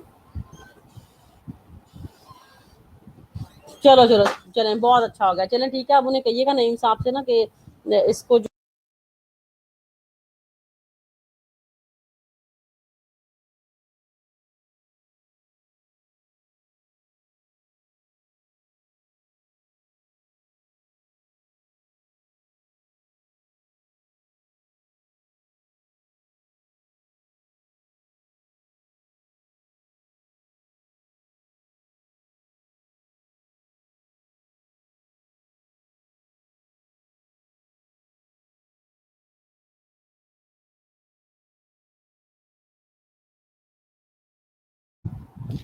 जी। तो क्लास वापस हम, अच्छा जी, इसी से होता है मेलानोसाइट, चलो ठीक है। मेलानोसाइट भी हम जितना लिखा है उतना तो बंदे कर ही लेंगे हम। अच्छा जी, अब जो हमारे 2 हार्मोन्स रिलीज होते हैं पोस्टीरियर पिट्यूटरी ग्लैंड से, ठीक है। अब देखो ये जो हार्मोन्स है ना ये बनते हैं हाइपोथैलेमस में, डायग्राम में भी यही बताया हुआ है। ये हार्मोन बनेंगे हाइपोथैलेमस में, फिर जो है ना ये हार्मोन आ जाएंगे पोस्टीरियर पिट्यूटरी ग्लैंड पे, ठीक है। और जब इनकी जरूरत होगी तो फिर ये रिलीज होंगे। एक है ADH, एंटी डायूरेटिक हार्मोन, और दूसरा है ऑक्सीटोसिन, ठीक है। These are the 2 hormones. तो ऑक्सीटोसिन भी पेप्टाइड हार्मोन है और ADH भी हार्मोन है, ठीक है। Both of these hormones are the peptide hormones. अब ऑक्सी एंड ADH क्या करता है, देखो बॉडी में हमारे जो है ना वो 60% वाटर है, ठीक है। वी ऑल नो कि बॉडी में हमारे 60% वाटर है। अब तुम लोग पानी कम पीते हो ज्यादा पीते हो, ये जो वाटर बैलेंस है ना ये मेंटेन रहता है, ठीक है। ये 60% पे रहता है because of the anti diuretic hormone, ठीक है, ADH की वजह से। लेकिन ये जो, लेकिन अगर बिल्कुल पानी नहीं पियोगे तुम लोग तो डिहाइड्रेशन हो जाएगी। ये नहीं है कि ADH उसको मेंटेन करता रहेगा। ADH वक्ती तौर पे मेंटेन करता है, 1 दिन के लिए, कोई 2 दिन के लिए, या कोई 2 घंटों के लिए, ठीक है। अगर थोड़ा बहुत कोई अप एंड डाउन हो, अगर बिल्कुल ही नहीं पानी पी रहे, ठीक है, तो फिर क्या होगा, फिर 4 दिन पानी नहीं पिया, 6 दिन नहीं पिया, फिर अल्टीमेटली आपको हो जाएगी डिहाइड्रेशन। ये नहीं है कि ADH आपको ये कंजर्व करता है बेसिकली वाटर के लेवल्स हमारी बॉडी में, ठीक है। एडीएच का काम ये है कि it helps to conserve the water in our body, कि जैसे गर्मियों में पसीना बहुत ज्यादा आता है, स्वेटिंग बहुत ज्यादा होती है, तो वाटर के लेवल्स को नॉर्मल ये रख सके, ठीक है। वाटर का लॉस प्रिवेंट करता है हमारी बॉडी से। एडीएच एंटी डायूरेटिक हार्मोन, ठीक है। ये यूरिन की आउटपुट को कम कर देगा, ठीक है, यूरिन की आउटपुट को कम कर देगा ताकि बॉडी में पानी जो है वो कंजर्व रहे, बॉडी में जो है ना पानी वाटर को कंजर्व कर सके।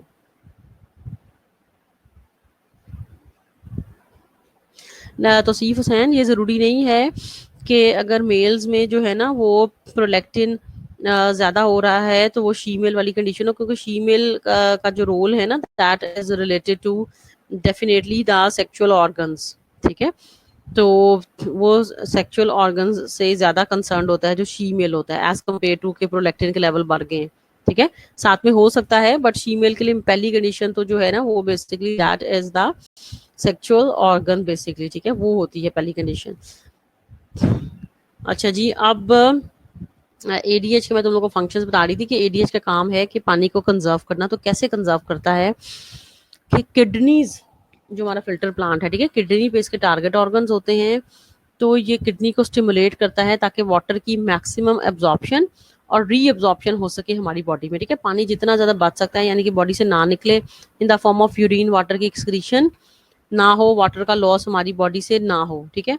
तो बॉडी से जो वाटर का लॉस है उसको ये कम करता है एडीएच। कैसे कम करता है कि किडनी को स्टिमुलेट करता है, किडनी ट्यूब्यूल्स पे एक्ट करता है, टारगेट ऑर्गन इसका है किडनी ट्यूब्यूल्स, और उसको किडनी को ये मजबूर करेगा कि पानी को एब्जॉर्ब करती जाए, रीअब्जॉर्ब करती जाए, ताकि पानी के लेवल्स बॉडी में कंजर्व रहें, बढ़ सकें, कम ना हो, ठीक है। और यूरिन आउटपुट को क्या कर देगा, कम कर देगा। अब एडीएच के अगर डेफिशिएंसी हो जाए, जेनेटिक डेफिशिएंसी होगी इस हार्मोन की, ठीक है, तो फिर एक डिजीज होती है जिसका नाम है डायबिटीज इंसिपिडस, जो हमने उस दिन जिक्र किया था, डायबिटीज इंसिपिडस। डायबिटीज इंसिपिडस में क्या होता है कि एडीएच की जेनेटिकली डेफिशिएंसी होती है हमारी बॉडी में, ठीक है, और बॉडी से वाटर जो है ना बहुत ज़्यादा एक्सक्रीट होता है in the form of urine.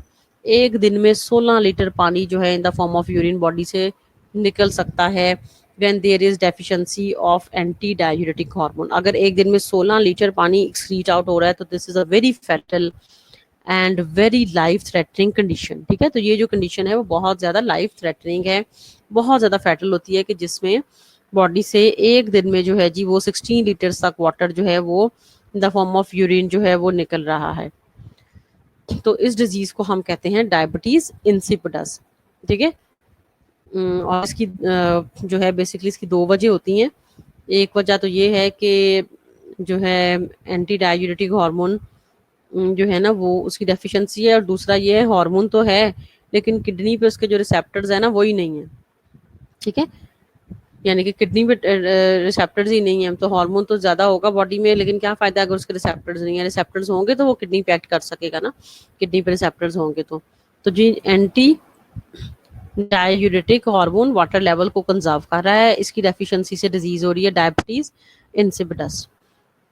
अब ऑक्सीटोसिन ताकि हम इंशाल्लाह आज करेंगे। ऑक्सीटोसिन जो हार्मोन है ना, प्रोलैक्टिन जो है वो मिल्क प्रोडक्शन में हेल्प कर रहा है। ऑक्सीटोसिन का काम ये है मिल्क इजेक्शन, मिल्क बन तो रहा है लेकिन बॉडी से जो निकलेगा कैसे, वो निकलेगा with the help of the hormone oxytocin. Oxytocin is the hormone which is responsible for let down of milk, ठीक है। मिल्क लेट डाउन की वजह से, मिल्क लेट डाउन करेगा मदर्स में जो है ना, मिल्क रिलीज करवाता है ऑक्सीटोसिन, मदर्स में भी और जो काउस वगैरह है उनमें भी रिलीज करवाता है ऑक्सीटोसिन। लेकिन रिलीज के लिए ना इसको एक प्लस चाहिए होता है। स्टिमुलस जो है ना वो होता है जी suckling act of the baby, कि बेबी जिस तरह से जो है ना वो निपल्स को सक करता है तो जो है ना वो ऑक्सीटोसिन की प्रोडक्शन इंक्रीज होती है और मिल्क जो है ना वो रिलीज होता है, ठीक है। तो ऑक्सीटोसिन का पहला काम, तो बेसिकली 3 रोल्स हैं ऑक्सीटोसिन के, ठीक है। There are 3 functions of the oxytocin in the human body. The one function is the milk ejection, ठीक है, मिल्क लेट डाउन करवाता है। और लेट डाउन के लिए मैंने बताया है कि Suckling act of the nipples by the baby is required, ठीक है। बेबी सकल करेगा तो ऑक्सीटोसिन मिल्क को रिलीज करेगा। दूसरा इसका काम ये है कि during pregnancy, during labour, labour पे, आखिरी जो डिलीवरी वाला टाइम होता है उस पे ये क्या करता है कि यूटेरस की कंट्रैक्शंस को इंक्रीज करवा देता है ताकि डिलीवरी में आसानी आ सके, ठीक है। तो ऑक्सीटोसिन का काम ये है, initiates the vigorous uterus contractions during the labour, ठीक है।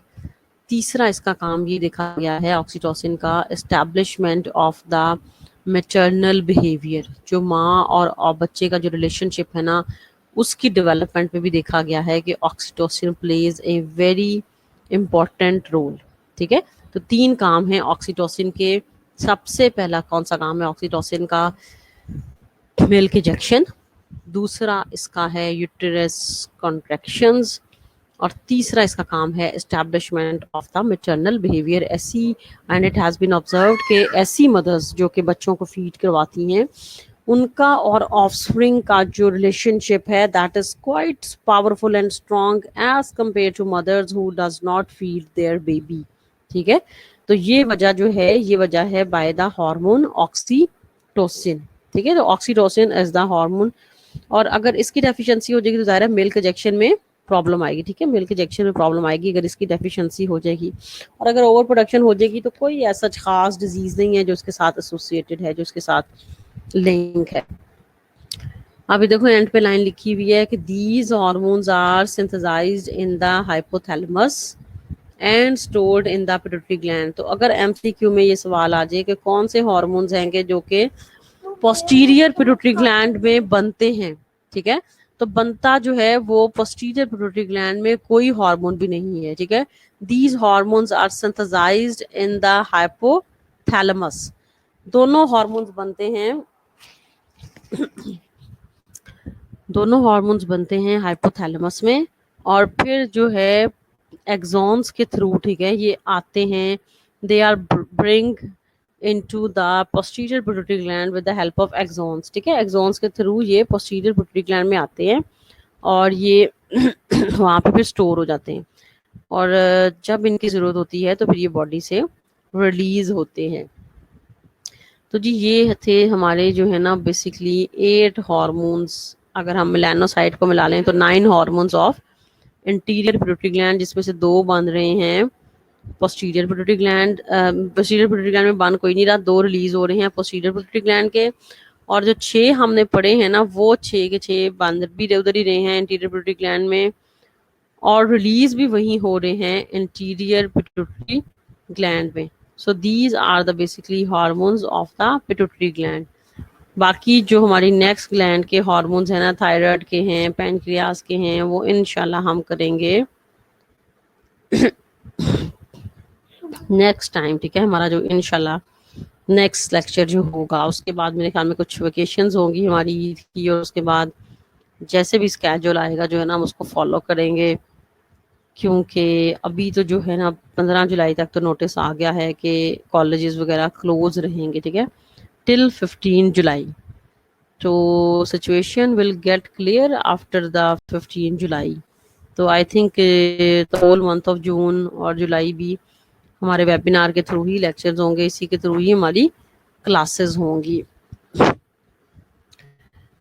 जी आज का जो हमारा लेक्चर है जी, इसमें जो चीज़ नहीं समझ आई हो वो तुम लोग पूछ सकते हो इजीली, और प्लस मैंने बताया है कि तुम लोगों के पास अगर फिजियोलॉजी की किताबें हैं तो इस लेक्चर के बाद या जब भी तुम लोग फ्री हो तो you guys can open the books and look for the hormones, ठीक है। तो उसमें तुम लोग देख सकते हो हार्मोन्स को, ठीक है, कि क्या क्योंकि उसमें फिर ये फ़ायदा हो जाएगा ना कि फिजियोलॉजी में भी जो टीचर करवाएगी तो वो तुम लोगों के दोनों में काम आएंगे, बायोकेम में भी और फिजियोलॉजी में, because that is a major topic in physiology. और फिजियोलॉजी में तो लाजमी है कि कोई क्वेश्चन आए इसमें से, हार्मोन्स में से। बायोकेम में तो शायद आए भी ना आए, लेकिन फिजियोलॉजी में तो मस्ट है, ठीक है। इट इज़ मस्ट के इसमें जो है वो क्वेश्चन जो है आता है फिजियो में। तो दीज आर द हार्मोन्स, और रिमेनिंग जो है वो हम करेंगे इंशाल्लाह नेक्स्ट टाइम, ठीक है। कल हमने जो किया था बेसिकली इंटीरियर और पेरेंटल, मेरे ख्याल में उसकी स्लाइड्स मैंने शेयर नहीं की हैं, ठीक है। उसकी स्लाइड्स भी मैं तुम लोगों को अब थोड़ी देर बाद जो है ना basically I will share with you people the slides of the interior and parental nutrition as well as the slides of the hormones, ठीक है. But I advise you internal and parenteral तो we will do from the slides, ठीक है. Internal parenteral तो हम उसी slides में से ही करेंगे, लेकिन जो ये है ना हार्मोन्स, अगर ये तुम लोग को ज़्यादा बेहतर लग रहे हैं, it's up to you. I will share you the slides. It's up to you if you find it better कि हम लोग इसको फिजियो की बुक से करें, तो इसको आप फिजियो की बुक से भी कर सकते हो, कोई प्रॉब्लम नहीं है. अच्छा जी, और कोई क्वेश्चंस अगर हैं तो यू कैन सिंपली आस्क. अच्छा, एफएससी की बुक्स में है हार्मोन, तो तुम लोग वहां से भी कर सकते हो, कोई इतराज नहीं है मुझे, ठीक है. You guys if you have the book of FSc biology और उसमें भी हैं, तो तुम लोग उससे भी कर सकते हो, ठीक है. क्योंकि हार्मोन तो वही रहेंगे, देखो जहां से भी कर लो, हार्मोन तो बदल नहीं सकते. वही एसीटीएच है, एफएसएच है, प्रोलैक्टिन है, ऑक्सीटोसिन है, ग्रोथ हार्मोन है, इनमें तो चेंजिंग नहीं ना आ सकती. हाँ, डिस्क्रिप्शन में थोड़ी बहुत हो सकता है कि कम बताया हो, ज्यादा बताया हो, बट द थिंग इज कि जो इसका मैकेनिज्म ऑफ एक्शन है ना, वो लाजमी करना है हमने, ठीक है. तो क्योंकि कुछ बुक्स में मैकेनिज्म ऑफ एक्शन नहीं दिया हुआ, because we are studying hormones in biochemistry. क्योंकि हम बायोकेमिस्ट्री में हार्मोन्स कर रहे हैं, तो हमारे लिए लाजमी है कि हम इसका मैकेनिज्म ऑफ एक्शन भी करें, ठीक है. कौन कौन सी वजह हैं जो मैंने बताई हैं जिनसे हार्मोन रिलीज हो रहा है, और प्लस ये है कि हार्मोन फीडबैक मैकेनिज्म कैसे कंट्रोल होता है, और प्लस तीनों हार्मोन्स का मैकेनिज्म, ठीक है. थायराइड का, उसका थायराइड जिसको हम अमाइन भी कहते हैं, स्टीराइड का और पेप्टाइड का.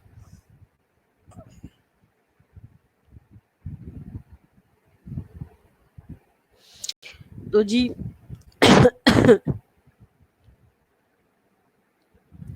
ठीक है, लुबना बतूल ने बताया है कि जी हार्मोन्स एफएससी में हैं, तो आप वहाँ से कर लो. और इसके अलावा जो है ना, तुम लोग जो है ना, कल वाली स्लाइड्स में शेयर कर दूंगी, आज वाली भी, ठीक है. प्रिंट आउट्स वगैरह जो है इजीली तुम लोग ले सकते हो, ठीक है, स्लाइड के प्रिंट आउट्स. तो कल वाली तो लेके लेने लेने हैं. और उसमें मैंने तुम लोगों को बताया था कि जो टेबल्स होंगे ना, उनका 1 पेज प्रिंट लेना है. जब सारे प्रिंट निकल आएंगे ना, तो उसके बाद फिर पेज सेलेक्ट करके, ये तो तुम लोगों को पता ही होगा, जब सारे प्रिंट स्लाइड्स के निकल आए टेरल पेरेंटेरल के, तो फिर आपने पेज सेलेक्ट करके उसमें से जो टेबल्स हैं, टेबल्स का जो है ना, स्पेशली जैसे फॉर्मूलाज हैं that have been given in the tables, ठीक है.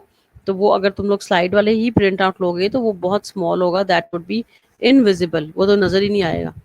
तो जोन सी स्लाइड्स चेक कर लेना, स्लाइड्स लेके कि जो स्लाइड्स नजर नहीं आ रही, फिर उस स्लाइड को 3-4 सिर्फ ऐसे टेबल्स होंगे बीच में, जिनके तुम लोग को लहदा से प्रिंट आउट लेने पड़ेंगे कल वाले लेक्चर में, ठीक है, एंटेरल एंड पेरेंटेरल न्यूट्रिशन वाले लेक्चर में. So for today, the lecture is going to be over. And if you guys have any question, you can ask me.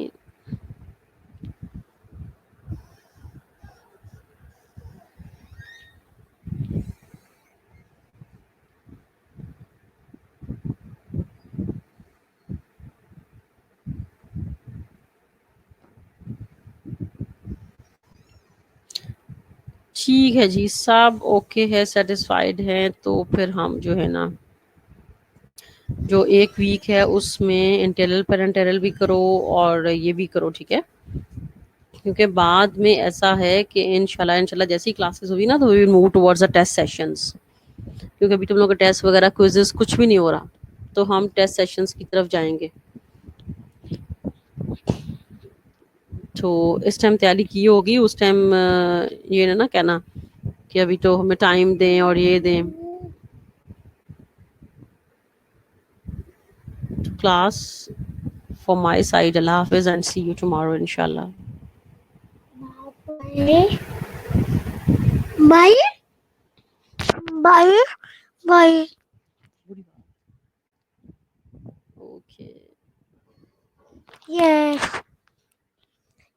Okay. Okay. Okay.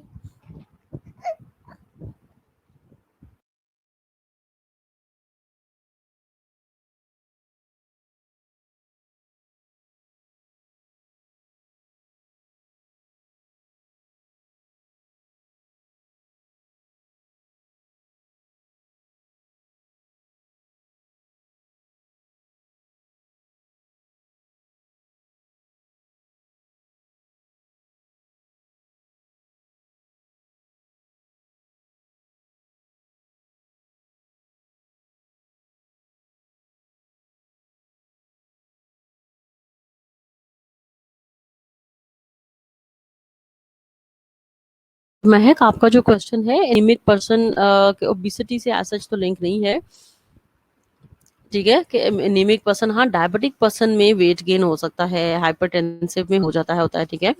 तो एनीमिक में इट इज नॉट रिकमेंडेड कि उसका wait ज्यादा हो, बल्कि उसका तो कम लॉस होना शुरू हो जाता है due to deficiency of the blood, ठीक है। तो एनीमिक एनीमिया का तो ऐसा सच नहीं है रोल, ठीक है। इसमें जो हाइपरटेंसिव है और जो डायबिटिक है वो, उनमें ज्यादातर ये होता है कि जो है ना वेट गेन वगैरह होना शुरू हो जाए। मेजर रीजन तो तुम लोगों को बताई हुई है, सेडेंटरी लाइफस्टाइल,